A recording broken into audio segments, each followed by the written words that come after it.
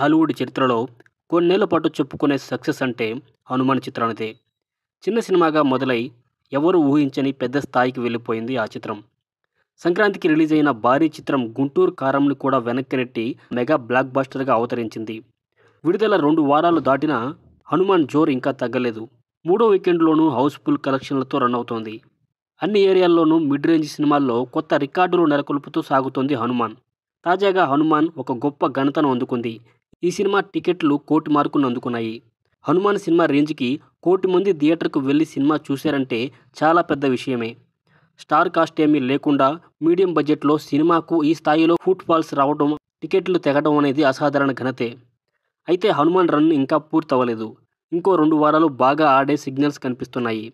Pan India స్థాయిలో ఈ cinema స్ట్రాంగ్‌గా రన్ అవుతోంది. కాబట్టి సినిమా ఫుల్ రన్ అయ్యేసరికి ఇంకో 50,00,000 మందిని థియేటర్లకు రప్పించినా ఆశ్చర్యం లేదు. వరల్డ్ వైడ్ ఈ సినిమా వసూళ్లు 300,00,00,000 మార్కుకి చేరువగా ఉండడం విశేషం.